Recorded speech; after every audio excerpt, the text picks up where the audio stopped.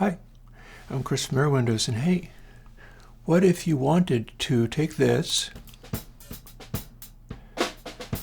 and be able to do what you hear with a microphone in this mix position?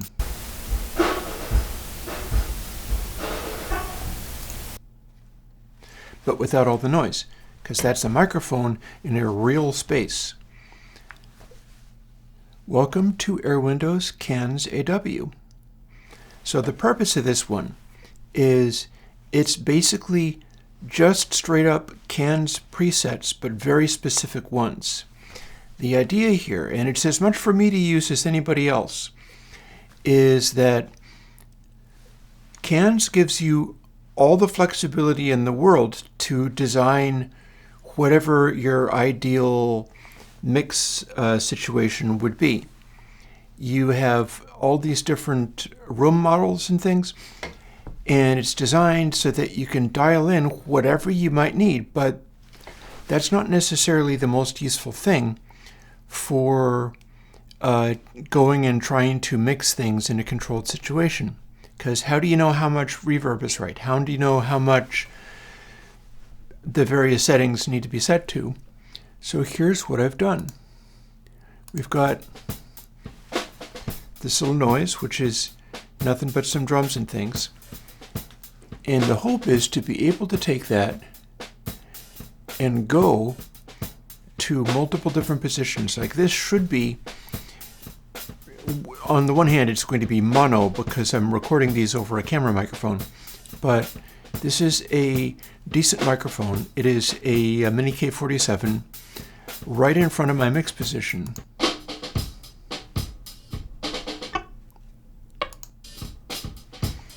See, this is a microphone recording in my studio room compared with the raw sound. I've also got a slightly more distant version.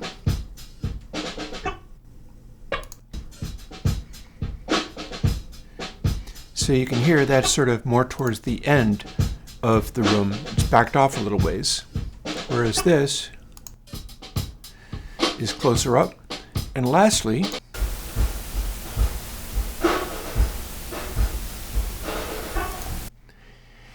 I have a recording made of a microphone up in a hallway that I use to get a real distant perspective on the sound.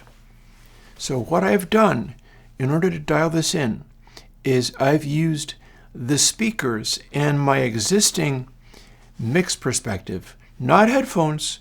I use my speakers for this to dial in Airwindows Cans to as closely match those sounds as I could, but without the hiss, and in stereo. And what you get is something a little bit like this. Here's CansAW. Let's go to that near mix position. That says up front, by the way. Then we go to the back of room position. This turned out to be room D that this used. And then lastly, remember that big sounding hallway position that's like way far away from the speakers? Here you go.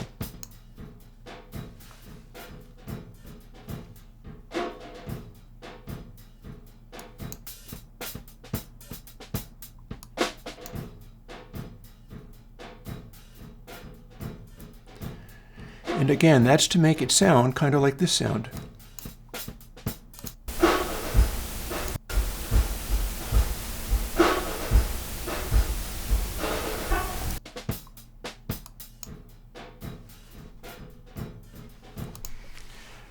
It might not be exactly the same, but one of the things about it is that since it's Airwindows Cans, the reverb is going to be somewhat less colored than a microphone recording up in a hallway. I just tried to get the dispersion and dry-wet balance about the same as those recordings. And of course, there's other things that I can show you by way of comparison. Let's go back to bypass again. And I've got a guitar recording.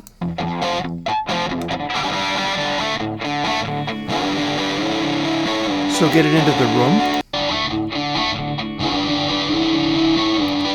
And step a little ways farther. And then all the way down the hall.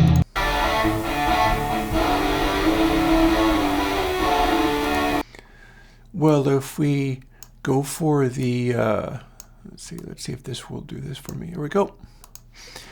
If we go for the dry again, here's what CansAW does with that. Speakers.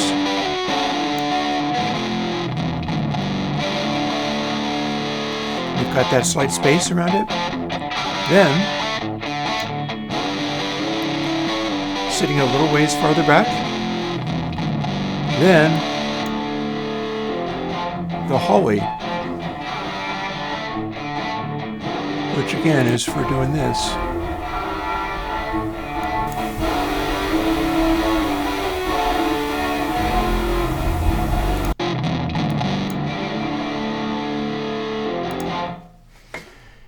And there you have it. The idea is to be able to have presets. Now, Airwindows people, you know not to go by presets, right? It's always more fun to jump into the thing and start fooling around with it. For example, you might or might not know that the 6-sign synthesizer done with Airwindows collaborator Bacon Paul, who created that, it's recently had an update that Paul made where he's got an entire new way of generating the sounds in one of the dailies just recently. So having introduced that, none of those presets will have that. Good reason to jump in and start fooling with it and keeping track of the new versions that come out.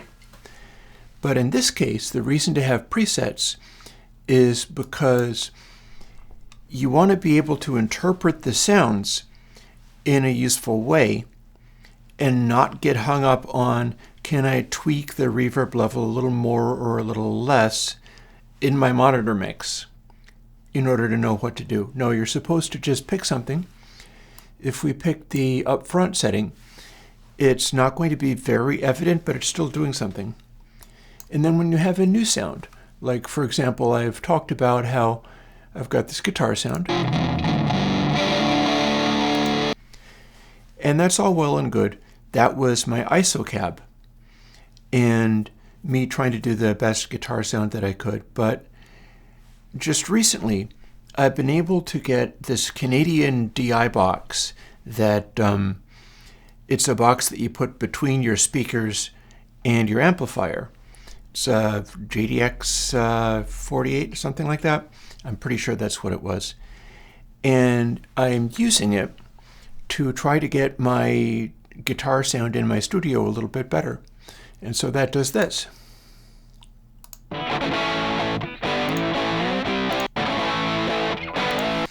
So what I've done there is it's still the same DI sound that you have raw here. And you can hear it's kind of crunchy because that's a condenser mic in there. I'm not using a 57 or whatever, but it turns out that I'm able to round it off by using that DI, which is giving me more low frequencies than I had available from the microphone.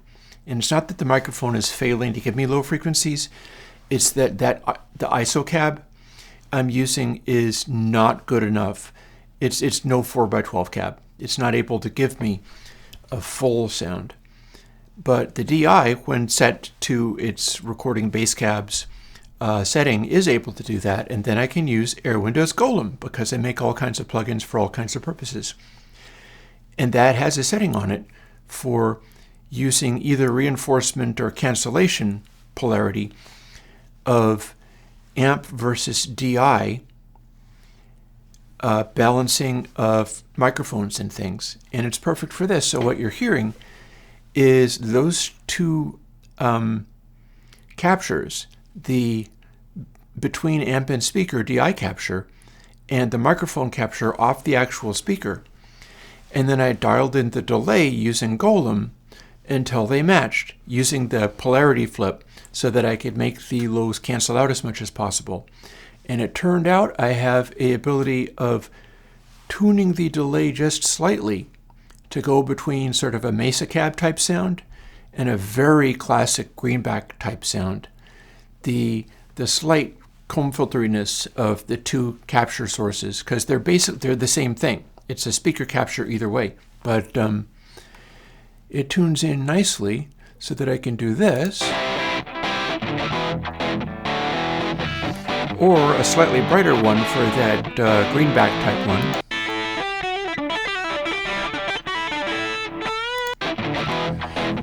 And then we can use CansAW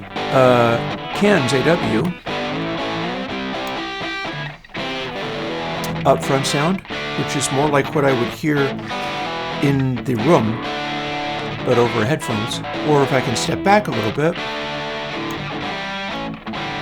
and it helps me dial in a sound that's going to feel right, even if I was doing it over a headphone mix.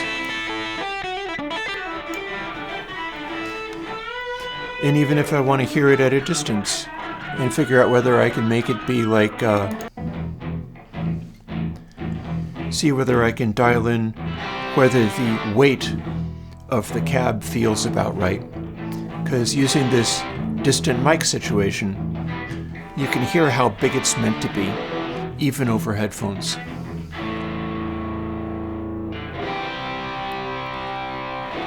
And if you've got that set up, then you can go and do the direct signal and mix using that.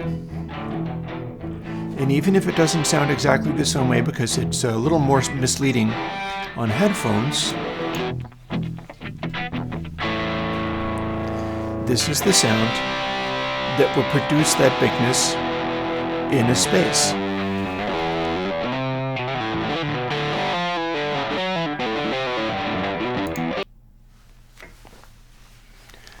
And there you have it. So yeah, that's the hope. As you see, I have been busy working on a bunch of things.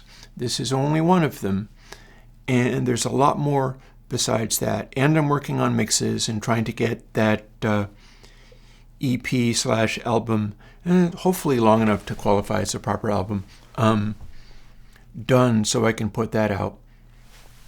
And as you know, if you're watching this from the future, yeah, this was like February 2025, so we were all a little bit busy around about now. And I'll keep busy doing this stuff, because when I do it, I'm able to give the work that I make, thanks to the Patreon is still hanging in there. It's staggering a little bit, but that's because people are in difficult times right now, and I want you to take care of yourself before you worry about like my Patreon stuff. But because that hasn't collapsed or anything, not yet anyhow, that means I get to do this and give the fruit of my labor out to everybody at such a time where maybe that might be helpful to you. And it's for everybody, no exceptions.